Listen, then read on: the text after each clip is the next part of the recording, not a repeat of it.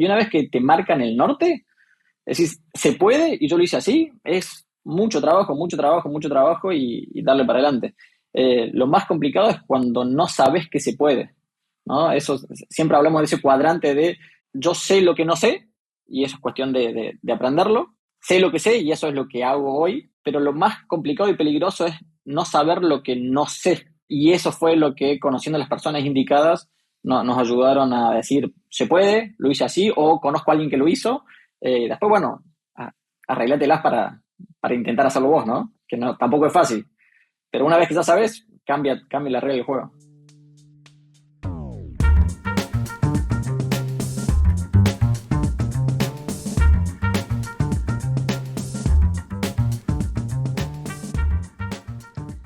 Bienvenidos y bienvenidas a este nuevo episodio de Ángeles de Latam. El día de hoy tenemos a un gran invitado, un amigo mío desde el 2013 más o menos, de Argentina, de Córdoba, Argentina, Lucas Ema. A Lucas lo conocí hace muchísimos años, les decía probablemente por el 2013, cuando invertimos desde 500 en su compañía Social Tools. Y luego tuvimos la oportunidad de pasar juntos unos 3 o 4 meses en Miami en un programa justo de inversión que hicimos en el 2015.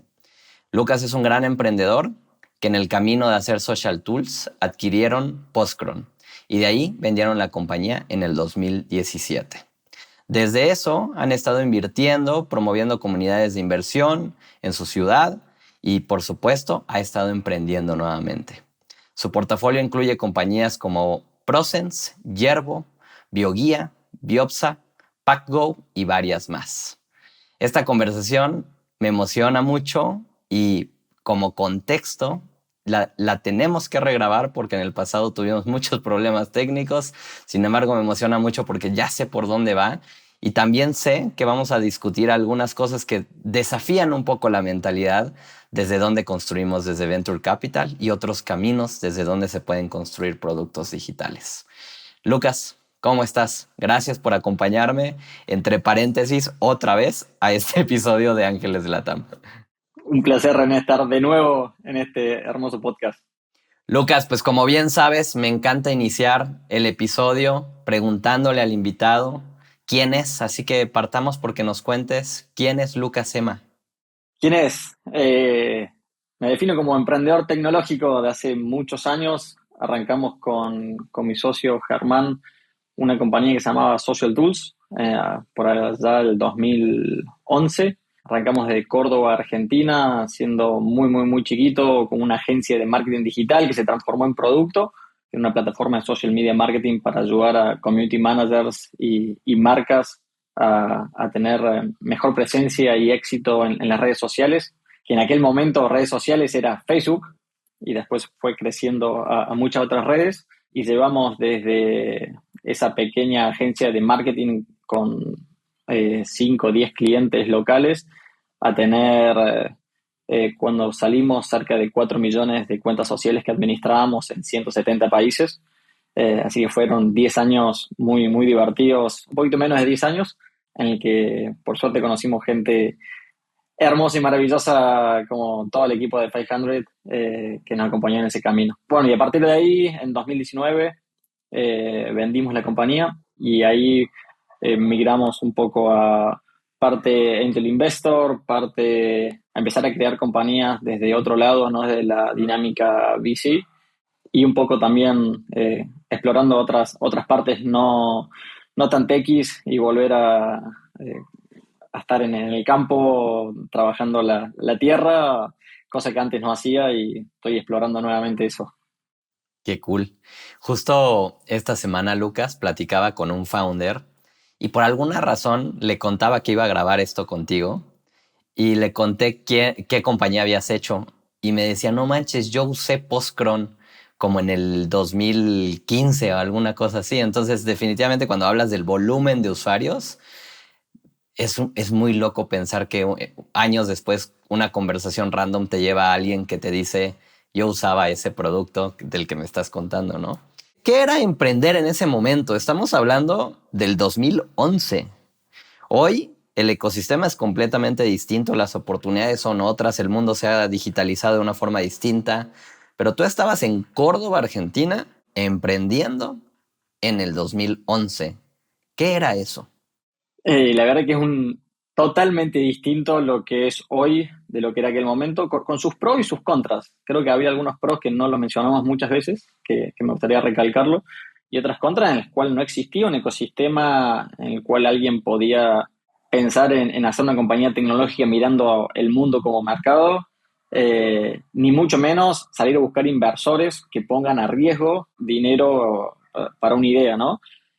Nosotros arrancamos en 2017, perdón, 2007 con una agencia de comunicación que hacíamos de todo, después nos terminamos como enfocando en lo digital y nos empezamos a dar cuenta sin querer queriendo que éramos buenos en la parte digital y me acuerdo en un viaje que hice a Madrid en 2011, que fue un Reddit Nova, que ese fue mi primer contacto con esto de venture capital, de startups, de que producto, la posibilidad de producto era infinitamente más grande que la oportunidad que tenía seguir siendo una agencia de servicio como éramos nosotros. Y me acuerdo que volví de ese viaje pateando la puerta de la oficina y diciendo, no, tenemos que dejar de hacer servicio, nos tenemos que enfocar en productos. Ya teníamos algunos productos, pero eran productos que ofrecíamos casi como servicio para los clientes que teníamos, ¿no? Entonces veíamos qué problemas tenían, le hacíamos productos, hacíamos juegos, ese tipo de cosas, y nos dimos cuenta que ahí dije, hay empresas, hay fondos disponibles para darte dinero que a riesgo. Eso no entraba en mi cabeza en aquel momento, no existía. En Argentina estaba Wire en XTP, recién estaban entrando. Y ahí, en ese viaje, conozco a un emprendedor que conocía a una de las personas que estaba dirigiendo Wire, que era la primera generación, y abría la convocatoria. Nos presentamos en esa convocatoria, creo que había como 2.000 empresas que se habían presentado y de esas 2.000 seleccionaron a 10 y ahí nosotros quedamos seleccionados dentro de esas 10, nos fuimos a vivir a Buenos Aires y ese creo que fue el cambio más grande, no por el dinero solamente que invirtieron, porque por suerte nosotros como éramos ya una empresa, éramos una agencia de marketing, teníamos empleados, eso de pagar el sueldo y ser profitable era algo como que es natural, era lo que teníamos que hacer, no podías llegar a fin de mes y no pagarle a tus empleados porque no tenías dinero, eso no existía. Entonces, obviamente nos vino muy bien el capital inicial que nos dio Guaira, pero lo que siempre digo, lo más grande que nos dio fue el cambio de mindset, de pensar que nosotros de una agencia de marketing digital local de una ciudad, de segunda ciudad del país, pasar a decir, ahora el mundo es el mercado.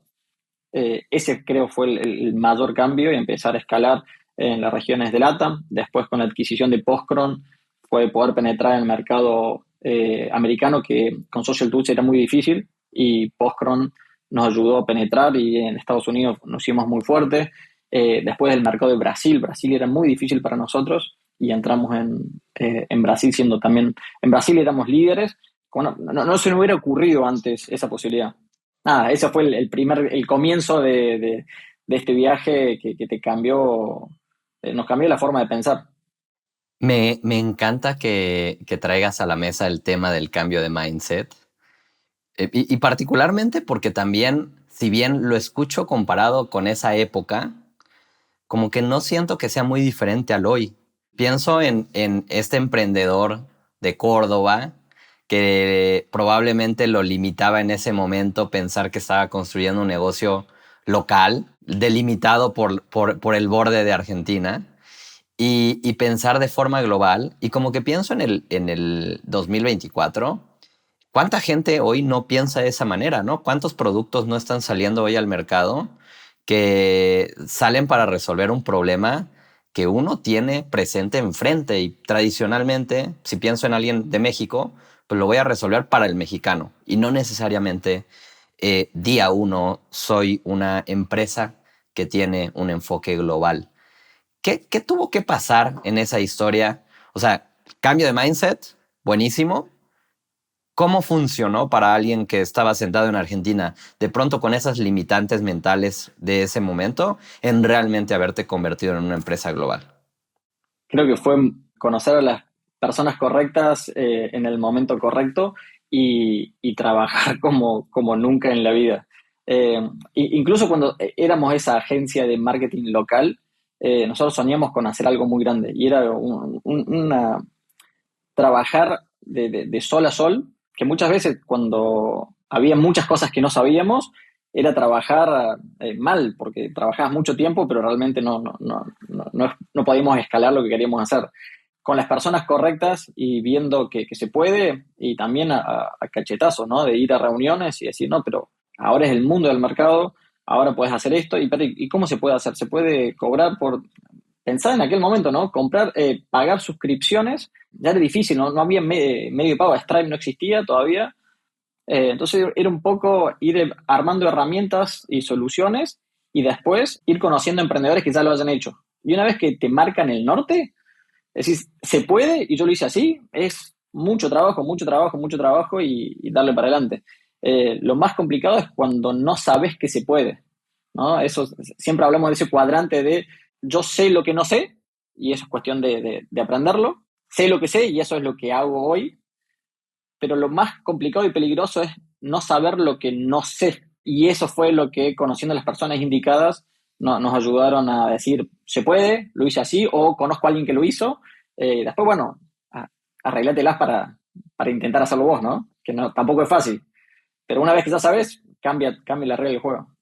Sí, una cosa es rodearte de las personas indicadas y la otra cosa es ejecutar.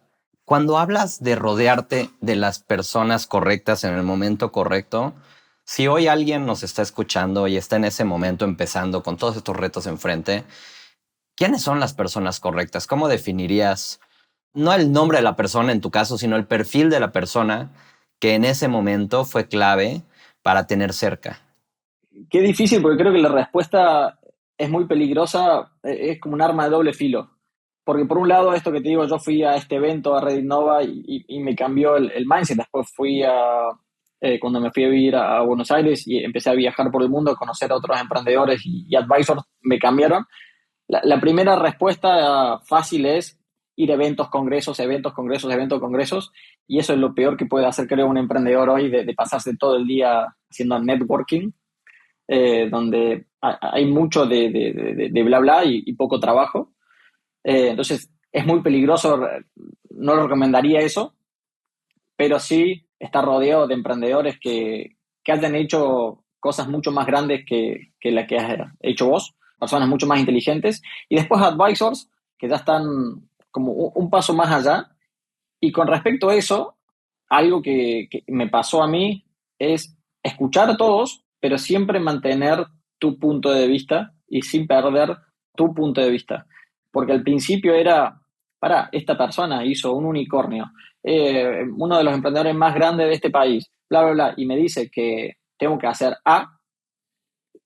Salí de esa reunión y lo primero que hacía era hacer exactamente lo que me decía es A.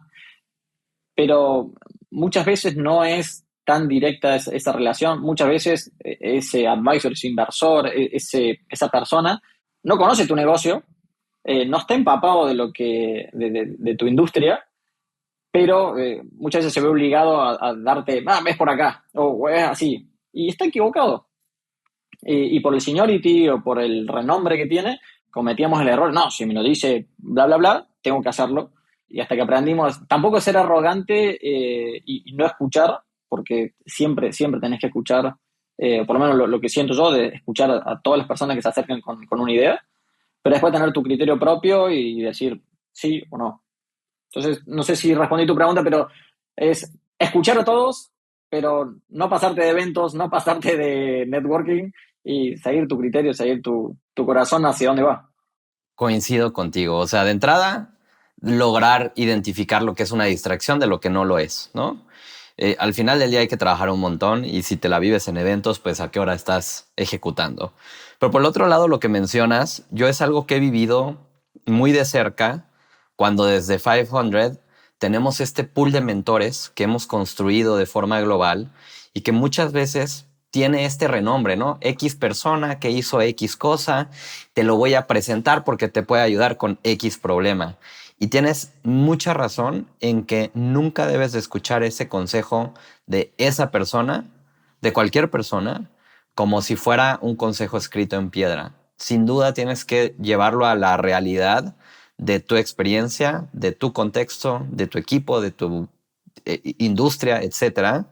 Porque justo ayer estaba escuchando un podcast que grabó Santiago en Startupeable y hablaba de esta época en la cual traíamos un mentor por semana a la oficina de Ciudad de México y era un mentor que venía de Silicon Valley.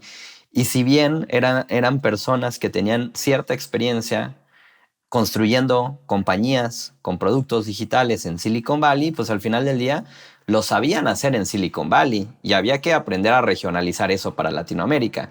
Entonces sí creo que es súper importante saber escuchar ese consejo y aterrizarlo a tu propia experiencia y realidad.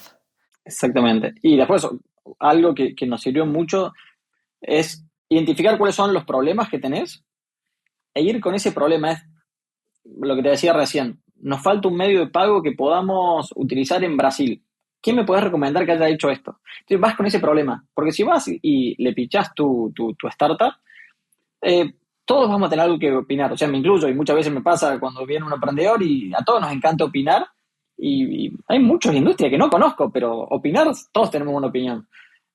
Distinto si me vienen a preguntar en social media, ¿cuál es la mejor forma para tal cosa? Bueno, yo lo he hecho, entonces te puedo decir, che, yo lo hice así. O sea, eso también está bueno como para ir con una pregunta mucho más cerrada a alguien que lo haya hecho antes. De acuerdo. Creo que hay que cambiar en el siempre tenemos una opinión por compartir experiencias y si te sirve la experiencia que yo tuve y cómo me funcionó a mí, buenísimo y si no, pues es otra historia. Cuéntanos, ¿cómo es que pasas de construir una startup a venderla en 2017? ¿Cuál es esa experiencia de venta? ¿Cómo sucede? ¿La sales a buscar? ¿Te buscan? Como que siento que hay muchas de esas cosas que a veces contamos y solamente calificamos el éxito porque, es un emprendedor que vendió su compañía, pero muchas veces no profundizamos en cómo pasó, cuáles fueron los retos, cuál es la historia detrás de esa venta, de lo que ustedes construyeron. Hay tantas cosas que calificamos desde los emprendedores que vendieron o preguntarnos cuántas rondas levantaste o qué tan grande es tu equipo. Son esas preguntas como que encasillamos en muchos lados factores de éxito que la verdadera historia por detrás es totalmente distinta y es otra historia. La historia de la venta, nosotros tuvimos como dos ventas de Social Tools y de Postcron, 2017 Social Tools y después Postcron en 2019. La primera venta en Social Tools, me acuerdo que yo me fui a Estados Unidos con el objetivo de no vender Social Tools, sino encontrar quién y por qué nos comprarían. No quién, Pedro María, sino un poco más de si es un competidor, si es una agencia de marketing, si es qué es el formato y por qué le serviríamos que nos compran.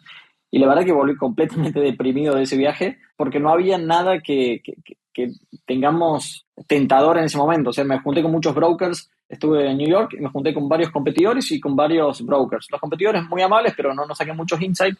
Los brokers muy American style de ir al hueso. Hay como siempre 4 o 5 factores importantes por las cuales se hacen estas compras que después salen en TechCrunch, que es cuál es tu facturación, cuál es el mercado que tienes, el equipo y después la tecnología, qué tan disruptiva es. Y un poco lo que nos decían es, a ver, tecnología disruptiva no tienen, es cierto, había como varias empresas haciendo lo mismo y no era rocket science lo que hacíamos. El equipo, estando desde Latinoamérica, tampoco lo hacía interesante. Si no se vienen a vivir acá, decían, me caes bien, pero no me sirve. A nivel de facturación, todavía éramos muy chicos para el nivel de facturación que ellos estaban buscando.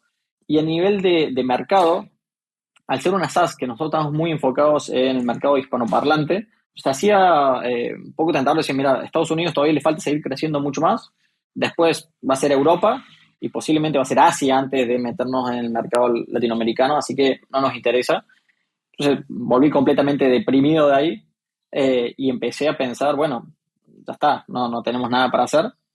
Pero ahí nosotros, sin querer queriendo, habíamos construido un modelo por ese mindset que teníamos del inicio de ser una empresa profitable. Nunca perdimos, o sea, desde, creo que fueron los primeros 6 meses que perdimos break-even cuando tuvimos que cerrar la agencia, decirle que basta a todos nuestros clientes, hasta poder enfocarnos y hacer que Social Tools, la plataforma Social Tools, sea rentable. Creo que los 6, 7 meses de haber hecho esa transición, ya fuimos profitable y nunca perdimos la rentabilidad de ser rentables de ahí hasta que llegamos a los 4 millones de cuentas sociales. Y eso es algo que, no te digo que nos da vergüenza, pero no era algo que se comentaba, como esto que te decía recién de cuántos empleados tienen, cuántas rondas levantaron. Y nosotros no quisimos levantar muchas rondas, siempre nos quisimos mantener en un equipo chico. Entonces, esas vanity metrics no eran tan buenas las que nosotros teníamos. Pero nunca nos dimos cuenta que ser 80-90% margen de profit era mucho mejor que estar yendo a pérdida y levantando rondas, porque no era cool eso. Cuando entendimos que eso era un valor, que había fondos dispuestos a adquirir compañías porque eran profitable y adquirirlas por múltiplos de EBITDA, ahí fue la gran revelación, decir, mira, sirve nuestro tipo de empresa, hay valor acá. Entonces, bueno, fue empezar a decir, ok, está bien, seguimos siendo en sexy, no vamos a salir en TechCrunch como Social Tools adquirida por Facebook, pero sí hay buenos múltiplos, sí hay buenas posibilidades de salir sin romper lo que nos gustaba hacer, que era seguir siendo profitable, equipo chico y seguir escalando a ritmo muy alto, porque siempre no paramos de crecer nunca. Entonces ahí empezamos a buscar fondos que se dediquen exclusivamente a esto y logramos las primeras negociaciones, y negociar eso para mí fue hacer un MBA. Cometí muchísimos errores en cómo presentábamos, los medios de pago que teníamos, la forma de facturación que teníamos en los distintos países, porque teníamos tantos países que se hacía muy difícil centralizar toda la facturación en un solo lugar, y nosotros, por no querer perder mercados, queríamos hacer todo. Entonces teníamos medio de pago en distintos países, y eso, sabiendo que la persona o la compañía que nos iba a comprar iba a ser americana, cuando teníamos un medio de pago en Brasil, un medio de pago para Asia, un medio de pago para Estados Unidos, otro para Argentina, porque Argentina ya era otro mundo, ya no les gustaba nada. Pero bueno, así todo, cerramos el exit, y cuando lo cerramos, primero chochos, muy contentos de haber cerrado esta primera etapa, pero después fue, si hacemos las cosas bien con Postcron, va a ser una cosa de locos. Entonces fueron 2 años en que nos enfocamos a entender eso que había ido a buscar al principio, quién nos iba a comprar y por qué nos iba a comprar. Entonces fue afilar todas esas métricas, afilar todo lo que es profitability, afilar el crecimiento, siempre estar en crecimiento, pero lo más hockey stick posible, costo de adquisición, los medios de pago centralizarlos todos en Estados Unidos. Bueno, fue acomodar toda la compañía para las métricas que sabíamos que los fondos estaban buscando, y ahí poder buscar un exit mucho, mucho más jugoso de lo que habíamos logrado con Social Tools. Bueno, y eso lo logramos en 2019, y ahí fue como la salida de este modelo que, de nuevo, no es el modelo sexy VC style, pero que nos parece mucho más natural, mucho más dinámico y mucho más divertido que salir a levantar rondas A, B, C, D, que no me imagino haciendo eso. A ver, esto es justo la parte que mencionaba al principio, que desafía un poco el modelo de Venture Capital, pero más allá de desafiarlo, pues es una postura de las 1000 formas para construir una compañía. Pues esta es una de ellas, así como levantar capital de Venture Capital es otra. A mí lo que me gusta y por qué quería que platicáramos de este tema tiene que ver con hoy. No necesariamente todo lo que inicia como un producto digital tiene que ir por ese camino que defines del sexy de startup, ¿no? Y tal vez hoy casi todas las personas que empiezan por ese camino creen que deben de seguir ese path. Y tú alguna vez me dijiste que no te arrepientes de no haber seguido ese path, pero hubo un momento en el cual estabas empujando hacia allá. ¿Cuál era ese camino que empujaste un rato y en qué momento dijiste, no, mejor dejo de escuchar esa presión y me concentro en este nuevo camino que en ese momento parecería que existía? Sí, tal cual. Hay un comentario con respecto. No creo que haya startups que no sean para un camino o para el otro. Para mí es más la visión de los founders, el juego que quieran jugar. Podés jugar el juego que quieras, lo que sí tenés que estar consciente de qué juego estás jugando.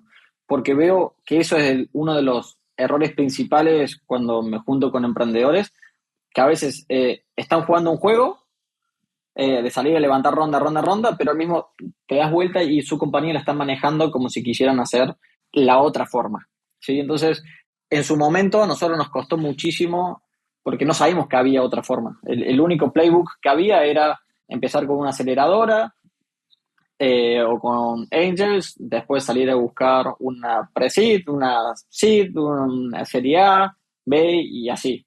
Nosotros entramos en Wiley y eso fue lo primero, empezar a entender toda la terminología, ¿no? de startups, que es totalmente distinto al mundo negocio tradicional de donde veníamos.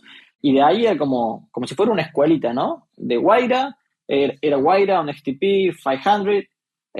Después de ahí te conectaban con inversores, con VCs, y salía a levantar la primera ronda y la segunda y así. Y nosotros llegamos, hicimos Guaira, después nos conectamos con ustedes en 500 y eso también fue otro como boost de pensar mucho más regional.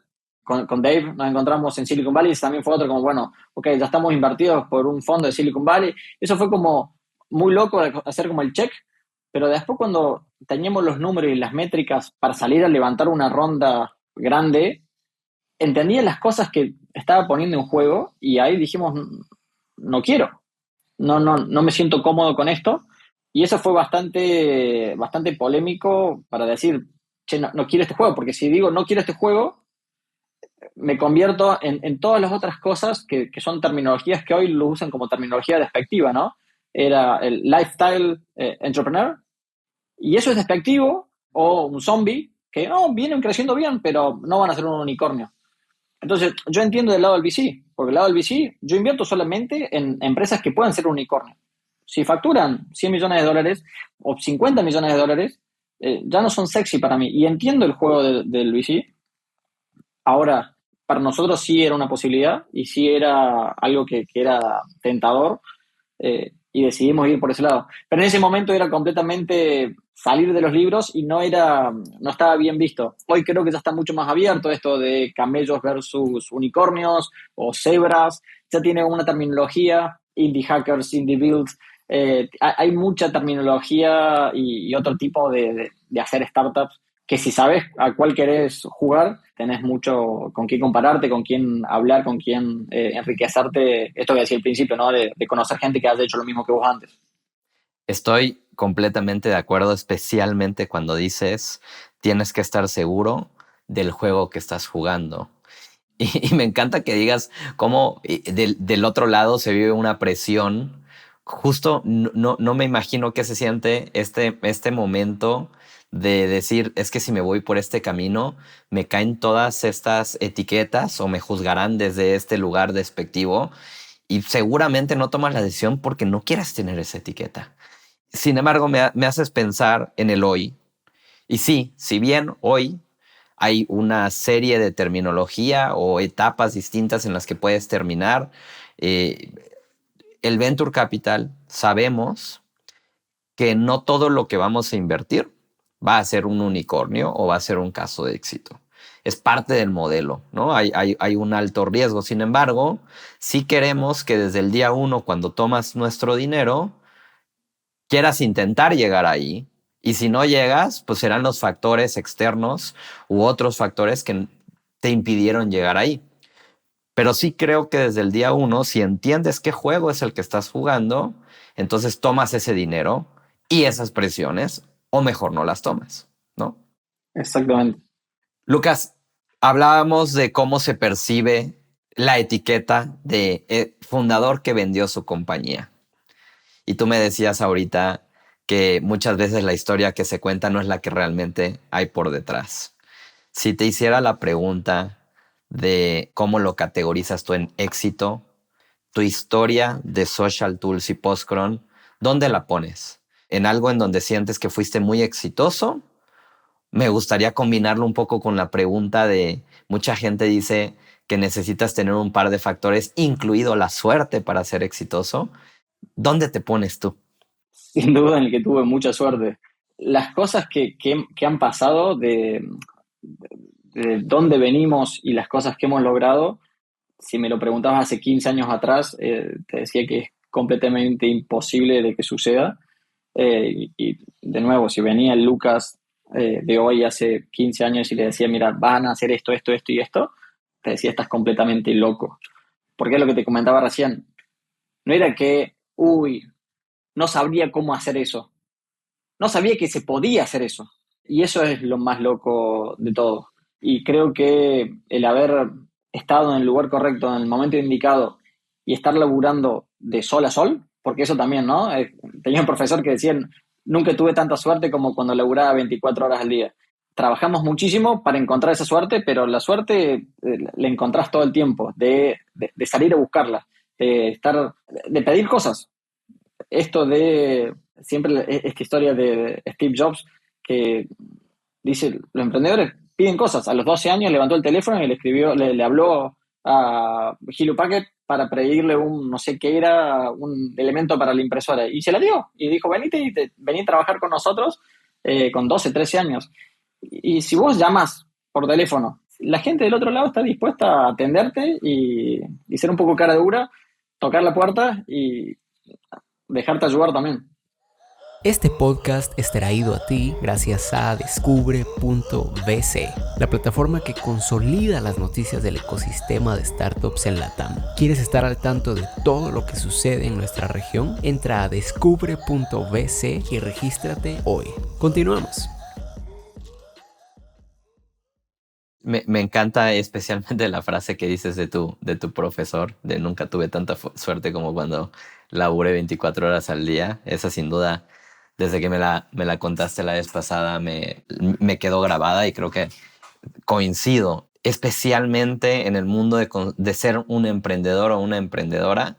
De entrada ya estás empezando en el camino más difícil que puedes empezar. Emprender es difícil y no hay cómo cortar el camino. Tienes que trabajar duro y eventualmente el éxito viene de haber trabajado muy duro. Y entonces coincido contigo con esa frase. Encontraron ustedes un playbook. Al final del día, te sales de este camino en donde dices, ok, me di cuenta que lo que tenemos, que a lo mejor allá afuera no es premiado en ese momento. Tal vez hoy hablamos en un 2024 de cómo es que las compañías buscan primero rentabilidad. Y tú me dices, siempre fuimos rentables, así llegamos a tener 4 millones de usuarios. Pero ustedes encontraron un playbook en donde te veo hoy replicándolo. Voy a construir producto digital, voy a aprender a escalarlo a cierto lugar, que no es la historia de TechCrunch, como bien dices, pero tiene un camino de éxito en donde se genera un montón de valor para el usuario, pero también financiero para quienes lo construimos. Y me encanta lo que estás haciendo. Cuéntanos un poquito de cómo se ve hoy esa filosofía de ese playbook en lo que junto con Germán están construyendo. Bueno, creo que un poco hacer lo que nos gusta hacer y nos encanta desarrollar productos y que la gente use nuestros productos. Eso ya deja de ser también una cuestión económica, sino de lo que nos divierte hacer. Entonces fue empezar a encontrar problemas, plantear una solución para ese problema y hacer un MVP lo más rápido y simple posible, lanzarlo y empezar a generar revenue desde el día uno. Y eso fue, nosotros tenemos una idea y salimos a buscar los founders que puedan hacerlo, que eso es encontrar por lo general la dupla de un hustler y un hacker, alguien que sepa más de producto, de marketing y otro que sepa codear eso, o al revés, que hay una dupla que tiene una idea de negocios y no sabe cómo arrancarla. Primero es esto, ¿no? Es casarnos con la idea de no es salir a levantar ronda, no es salir a buscar VCs, sino es ayudarlos a validar lo más rápido posible y si encontramos que hay una oportunidad aquí, es hacerlo crecer lo más rápido posible y que siga creciendo, siempre con equipos muy chicos y con el mayor margen de rentabilidad posible, pero son productos que son 100% globales, por lo general son SaaS, y ya tenemos ese playbook de cómo validarlo, cómo lanzarlo, cómo hacerlo crecer y cómo salir a venderlo de nuevo. Ya lo hicimos de nuevo en 2022, arrancamos con otro producto y esa fue la primera experiencia que hicimos end-to-end desde que nace la plataforma hasta que la escalamos le acomodamos todo la parte impositiva, legal, de estructura, que eso también es muy importante, que no todos los modelos son iguales a nivel legal impositivo. Prepararlo, hacerlo crecer y venderlo, y terminamos vendiéndolo en marzo de este año. Y ese fue capaz el primer experiencia de hacer de punta a punta este modelo tipo Startup Studio con muchos productos, sin estar operándolo nosotros desde adentro, pero sí dándole el know-how de cómo hacerlo. Sin levantar capital. Todo con ustedes nada más. Mira, eso es una pregunta, nos ha costado mucho, porque ahora, la diferencia es que ahora tenemos capital. Y las veces que hemos dicho, bueno, ponemos capital para lanzarlo, ¿cuánto necesitan? 20, 30, 50 mil dólares para lanzarlo. Nos hemos dado cuenta que, al menos nosotros, perdemos completamente el foco cuando tenemos capital para ese proyecto. Empezamos, bueno, como tenemos dinero, lo hagamos más bonito, entonces llamamos un diseñador UX. Y no, pero no está tan bonito, y le falta esto, y le falta esto otro, y le vamos a poner esto otro, y hacemos un producto hermoso, y cuando lo lanzamos, nos damos cuenta que habíamos gastado mucho dinero y mucho tiempo en las cosas que no importaban. Y al final, cuando lo hacíamos, lo más feo, lo más rápido, eran los que funcionaban. Entonces, ahora vamos aprendiendo todo esto, ¿no? No es que tenemos hay Startup Studio que ya tienen todo como un playbook manual y ta. Solo seguimos aprendiendo todavía, y nos hemos dado cuenta que el MVP se valida con 0. Una vez que validamos, y eso también demuestra muchas cosas, ¿no? Demuestra las ganas, el tiempo y el compromiso de los founders, que empiezan a veces como un side project.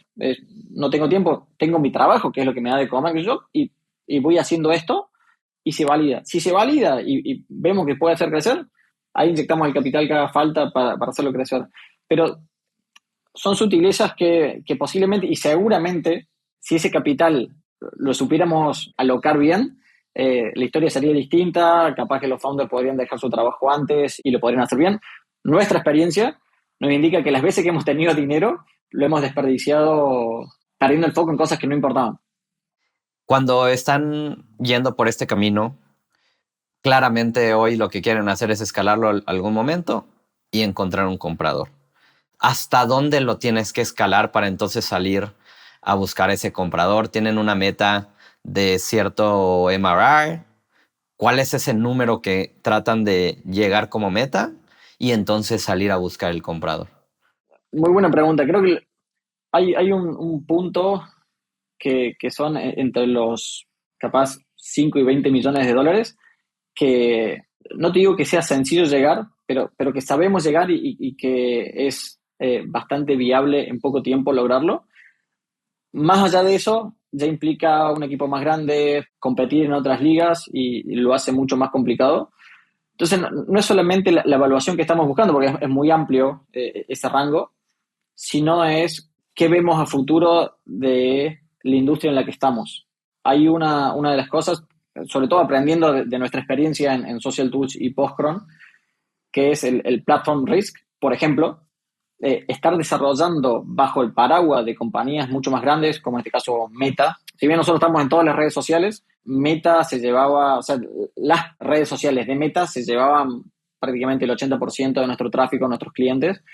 Entonces, dependimos muchísimo de ellos. Y cada cambio de una API que te cierran el acceso, te lo cambian, ellos mismos meten tu feature dentro de su plataforma, prenden y apagan startups de un día para otro. Y eso lo hace muy riesgoso, a comparación con otras plataformas que no están bajo un paraguas como este, o ahora, por ejemplo, con AI, hay muchas otras que están entrando en riesgos similares. Entonces, dependiendo de la industria en la que estés, hay riesgos u otras que van a seguir siendo vaca lechera, y que estén dejando 2, 3 millones de dólares con un margen del 85-90%, y pueden ser vacas lecheras que van a quedar hasta que encontremos un buen comprador, o no, generando cash flow. En verdad me gusta mucho el modelo que están construyendo, y viéndolos de cerca con la capacidad que han construido y los aprendizajes, veo que si bien no puedes controlar el futuro de todos estos proyectos que vas a iniciar, muy probablemente saben qué es lo que quieren hacer con cada uno de ellos. Y me hace pensar en esta visión del path hacia ser unicornio versus este que ustedes están construyendo.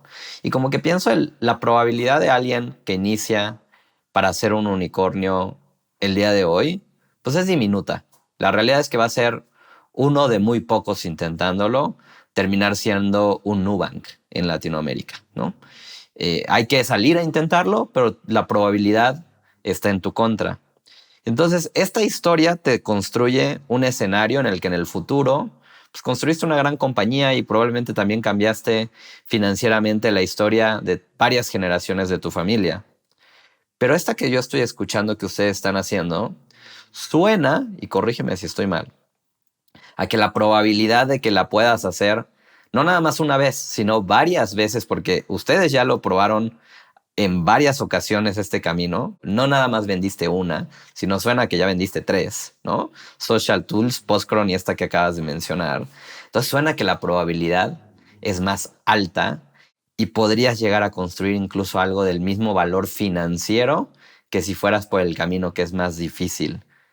¿Qué piensas alrededor de esto? 100%, pero creo que hay dos respuestas con este tema. El primero, creo que sería un gran error emprender para decir, con el foco de quiero ser un unicornio por el rédito económico que me puede llegar a dar o por tener el título de unicornio. Creo que eso, pensar en el objetivo final es una zanahoria que tiene que estar siempre para perseguir. Entonces está buenísimo, no tengo nada en contra con decir quiero ser el unicornio, pero no como el outcome, que el único resultado posible sea el ser el unicornio, porque ahí es cuando tu vida no tiene sentido. Creo que tenés que disfrutar el camino y para ser un unicornio, por ejemplo, tu día a día es algo que tenés que tener cientos de empleados, tenés que, en un momento que ya levantaste una serie B o serie C, ya te volvés board dependiente y tu trabajo es reportarle al board y no estar manejando tu compañía. Me parece la cosa más aburrida del mundo y algo que me da alergia de pensar. Respeto y admiro muchísimo a las personas que han hecho eso porque son realmente empresas que aportan muchísimo valor, que han cambiado la industria del software en la región y todos esos unicornios que salen de Argentina, realmente es admirable. Ahora, yo no elijo hacer eso ni loco y no es algo que me divierta. Entonces, creo que esa es la primera respuesta, es nosotros hacemos lo que nos divertimos todos los días y eso no me divierte, entonces no me gustaría. Con respecto al tema económico, sin duda. Incluso te digo que no solamente las posibilidades, sino que económicamente también hay muchas más chances. Un equipo de founders, dos, tres founders que arrancan y llegan, bueno, a unicornio, o voy a unicornio, IPO, ya son capaz, hacen gran diferencia. Para empresas que se venden por montos 100 millones de dólares.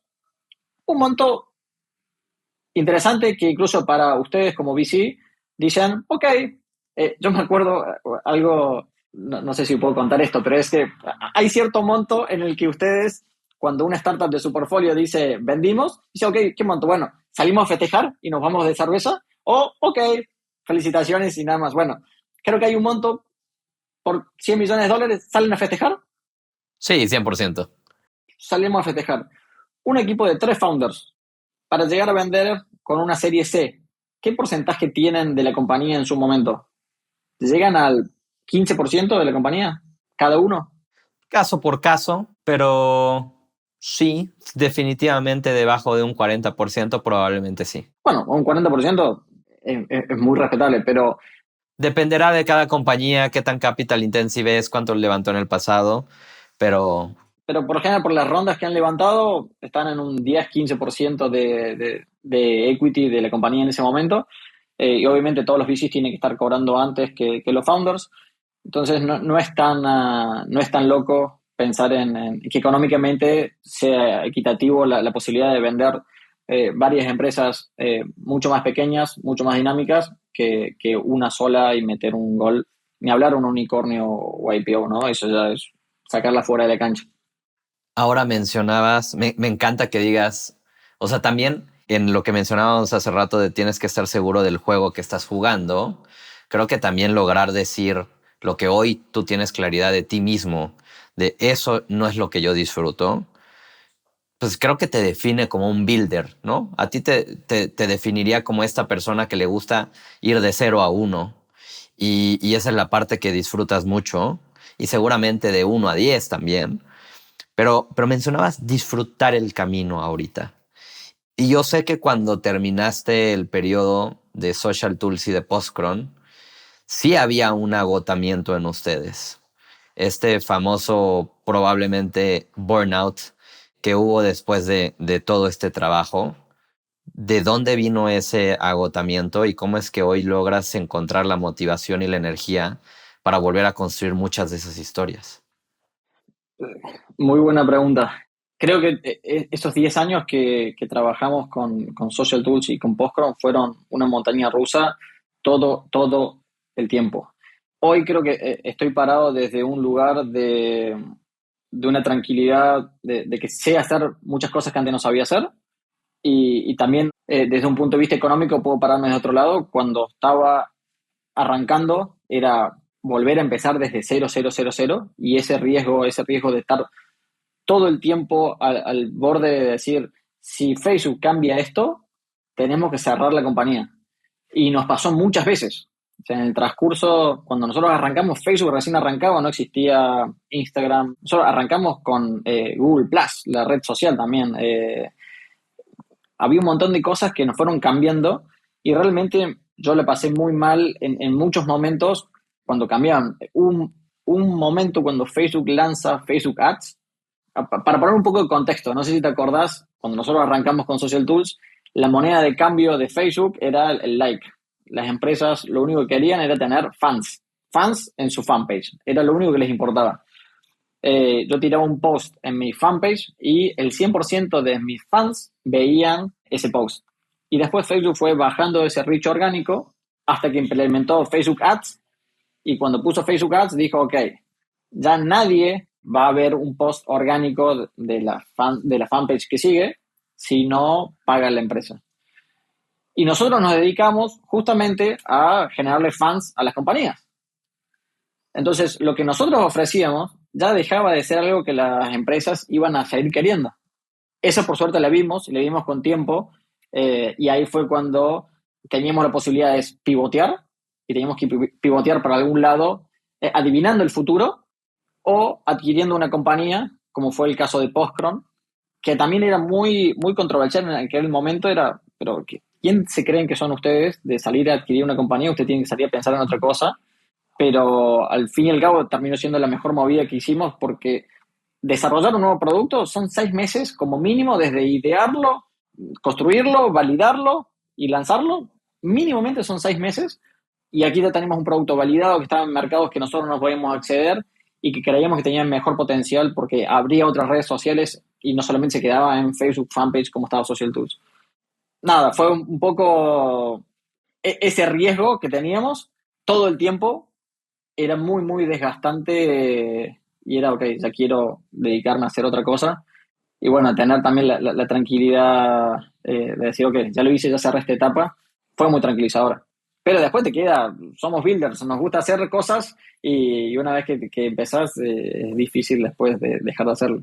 Desde otro lado, desde con otros tiempos y con un poco más de paz mental, pero seguimos haciéndolo. Pero a ver, es una realidad que esta amenaza constante de mañana no tengo negocio, pues es una presión que independientemente del camino que hayas tomado, quita el sueño, incluso seguramente en muchas ocasiones sentir que la compañía está por morir y no se muere, ¿no? Y estás ahí en el... Es una presión terrible. Y ahorita tú mencionaste algo que me parece relevante. Dices, ahora lo hacemos desde una posición más cómoda. Y también hace rato mencionabas, ahora tenemos capital y aún así el MVP lo tenemos que salir a validar con cero porque ya aprendimos de eso. Entonces hablas desde una posición muy única y me encanta que sea hoy tu historia, pero la realidad es que la mayoría de los founders en LATAM parten de estar todos los días trabajando por el todo o nada. Ese momento de mañana me muero y me quedo sin nada. Pensemos un poco en ese equipo. ¿De dónde encontrabas o cómo era tu forma de operar en donde vives con esa amenaza del todo o nada y del otro lado hacia tus clientes, hacia tu equipo, hacia los que te rodean, tienes que mostrar la cara que no muestra que mañana podría hacer nada. Es durísimo. Una de las cosas, y esto fue cuando recién arrancamos, ¿no? Cuando nosotros teníamos una oficina en Córdoba con esta agencia de marketing que te comentaba y nos vamos a vivir con Germán a Buenos Aires, primera etapa en Guaira, y era la transición esta, ¿no? Pues nosotros ya teníamos, antes de que existiera Social Tools, ya teníamos empleados, que fue la transición, pero ya teníamos empleados, teníamos un equipo, y un poco Guaira fue mucha exposición en medios. Empezamos a salir en televisión, Forbes me eligió como joven sobresaliente y no sé qué cosa. Y era todo esto, salir y contar lo maravilloso que era nuestra compañía, y al mismo tiempo veíamos el Excel que decía, en 6 meses nos quedamos sin dinero. Este pelo que se veía acá, bueno, estaba mucho más pelado, porque me acuerdo ese día en el que vi el Excel y dije, Ger, en 6 meses nos fundimos si no levantamos capital o no hacemos que esto funcione. Y esa dualidad, porque no era el hecho de fundirme, porque fundirme, como en ese momento yo era muy chico y no me importaba el fundirme yo. Me daba mucha vergüenza el hecho de estas dos caras, ¿no? De salir, porque yo volví a Córdoba, el equipo se había quedado en Córdoba, claro, y era, nuestra empresa está saliendo en Forbes, desde Córdoba. Entonces, claro, mucho del equipo que no tenía idea de los números pensaba que éramos el próximo unicornio y no sabía después de, che, nos vamos a fundir en breve. Entonces, eso me hizo muy mal, mantener esa compostura y ese vamos equipo, y por otro lado, salir a vender como que éramos los mejores. Y también de eso aprendimos mucho, ¿no? Después, una de las cosas que empezamos a implementar fue las métricas, las abrimos para todo el equipo, todo el tiempo. O sea, desde el gerente más alto hasta el último de los sueldos más bajos, tenía acceso a todos los números de la compañía. Y eso nos ayudó también a, bueno, hay una realidad, sabemos que tenemos que salir a vender, no tenemos que exponernos, pero total transparencia. Eso también fue, creo que hizo muy bien al equipo y también me ayudó a bajar mi carga de sentirme ese estafador de estar en los dos lados, de no saber cómo manejarlo.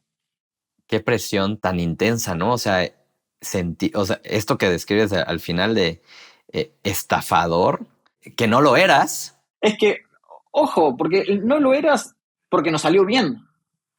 Porque a los 6 meses estamos tan estresados, trabajando tan duro, que lo logramos.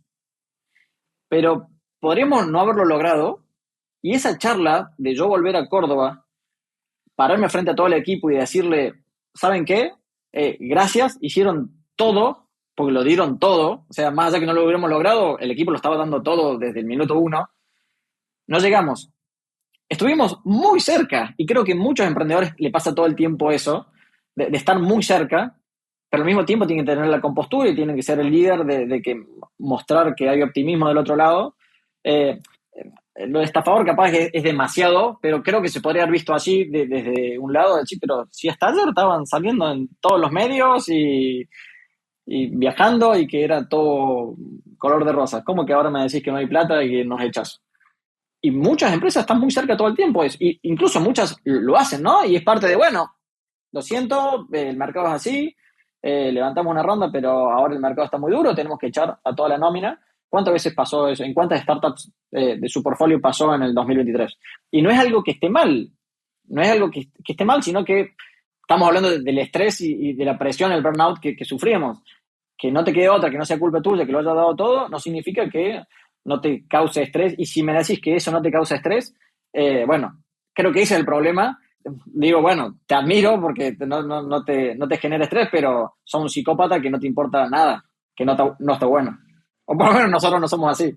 No, me encanta que lo traigas con full transparencia de literal cómo lo sentías en ese momento, porque al final del día, pues eso es lo que formó muchas de tus decisiones, y que hay, mi lectura detrás de esto, hay mucho síndrome del impostor todo el tiempo, ¿no? Incluso habiéndolo logrado, decimos, bueno, fue suerte. Y después la segunda vez, bueno, también fue suerte. Y siempre es como que algo que no te crees que podés hacerlo. Entonces también es una validación constante de, bueno, vamos a hacerlo una vez más a ver si sale. Y creo que ir creciendo en eso también es generarte confianza. Y en esto que te decía recién de no quiero ser el unicornio, no quiero...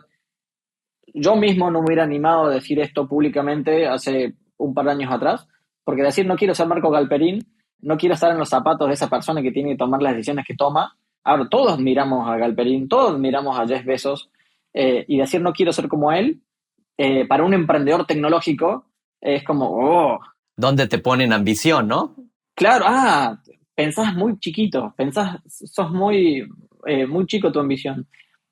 Y hoy lo digo, no, me gusta jugar otro juego. Y está bueno saber qué te gusta hacer. Muy respetable. Lucas, te hago una última pregunta para cerrar con este episodio. ¿Cuál es el aprendizaje que marcó tu carrera, pues, hoy como un profesional? Un aprendizaje, creo que es lo que te comentaba al principio de rodearte continuamente de las personas más inteligentes que vos y estar en movimiento todo el tiempo. Y eso fue lo que pasó, ese traspaso de empresa de servicios a startup, de empezar a dejar de tener competidores que eran las otras agencias, a tener emprendedores colegas donde se comparte la información, se piensa en grande, se tiene ambiciones y se es transparente en las cosas que se dicen. Eso me pareció realmente un cambio de mindset y ese fue después. Fue el primer cambio de mindset. Después, ¿cómo se hace? No sé, pero ya sabemos que queremos llegar ahí. Entonces, alguna vez que ya sabemos a dónde queremos llegar o qué queremos hacer, fue mucho más fácil. Bueno, hay que trabajar ahora. Me encanta. Pues Lucas, muchas gracias por esta segunda grabación, pero por este episodio de Ángeles de la TAM. En verdad me disfruté muchísimo platicar contigo. Aprendo mucho siempre de ti. Full admiración a lo que has construido y a dónde has llegado. Y pues de verdad, si alguien quisiera estar en contacto contigo, ¿cuál es la mejor forma de contactarte? Muchísimas gracias, René. La verdad, un placer. Y contactarse conmigo. Después, creo que ahora he dejado bastante las redes sociales. Twitter la sigo usando y es el Lucas Ema con doble M. O LinkedIn, pero ahí pocas veces entro, así que Twitter es el mejor camino por lejos. Hecho. Pues mil gracias. Para todos los que nos escuchan, como saben, yo soy René Lomelí. Estamos en 500 invirtiendo en etapa temprana muy activamente. Estamos haciendo una oferta de $300,000 para etapa temprana en startups de tecnología en Latinoamérica. Si hoy estás en esa etapa, nos encantaría conocerte, así que me puedes escribir por LinkedIn. Y si eres un ángel inversionista, también me encantaría conocerte. Búscame en LinkedIn, me encantaría invitarte a este espacio. Y como todas las semanas, también les recuerdo que este episodio lo puedes encontrar en el ecosistema Startup. Muchas gracias y nos vemos pronto.